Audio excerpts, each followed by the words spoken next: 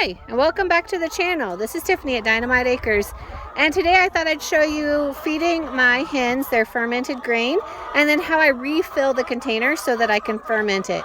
Fermented grain is extremely good for your hens. It will really increase your egg production, and it's super easy to do. Well, let's get started. So normally I pour this fermented grain out into the pans inside the flight pen or inside the coop, but that's always total drama. The girls are always very excited, so I didn't figure you'd be able to see what I was doing. So what I do is I just take this one container, which is just like a cheese ball container. I love these containers for this. And I do it into 3 pans. 2 pans go out in the flight pen on a nice day like today. 1 pan goes inside the coop, just to make sure that even the chickens on the lower end of the pecking order are making sure they get some. I feed fluid and all. They love the liquid. The liquid is super good for them too. It helps them to lay beautiful big eggs and keeps them healthy. You will notice that I did not put all of it in the pans. So I left, like, I don't know, maybe a 1/4 cup of the fermented barley down in the bottom. This will help my next batch to ferment faster and more efficiently. So let me feed these to the hens, and then I'll show you how I get the next batch of grain started. So to say the least, it's very popular. You can sort of see the pan down in there. There's the other pan over there for outside. They love their fermented grain.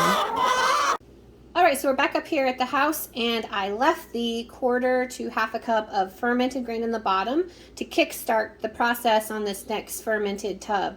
I have barley in here. It's what's available right now in my area.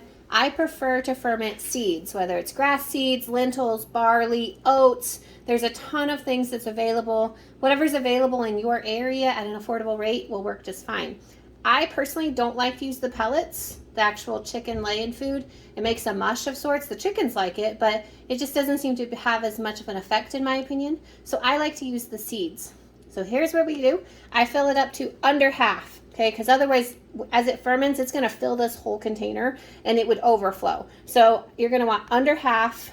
It's about, 1/3 of the way or so. And then I'm literally just going to fill it up with water. I'm using well water right out of our well. It's not treated with any chemicals. The only thing it does is runs through a sediment filter.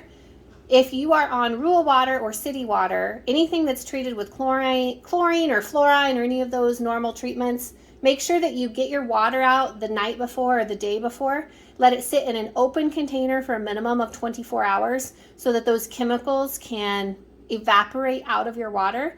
It'll just make your hens a lot healthier and it won't impede the fermenting process. All right, I'm just going to fill this up with water. Okay, so my fermenting grain is right here. This is the one we just filled up, so it's on day 1. I have little post-it notes that I just moved depending on what day the fermentation is on. We're outside on my work porch. I do all kinds of projects out here when the weather is nice, but in the winter these really need to stay inside. So I put them on my kitchen counter, or I'll put them in the laundry room because they take a little bit of attention every day. They really need to be stirred. This is why I like these. I have done it in 5-gallon buckets. It works good, but you have to really stir it. I like these because I can pick them up and I just kind of swirl it around and it seems to work great. I don't have mold that grows in them. And I also like the fact that these lids don't seal super tight, so the gases are able to escape and I don't have to worry about it getting stagnant in there. You do want to allow the gases to escape out of your fermenting grain. So day 1, it's pretty separated. We've got some of the particles at the top. The seeds are real small. This one's on day 3, so it's really beginning to fill up the container. We've got bubbles going for the fermentation process. This one is on day 4, so this is tomorrow's fermented grain. And that's all there is to it. Easy peasy. Let me know if you have some questions. Bye.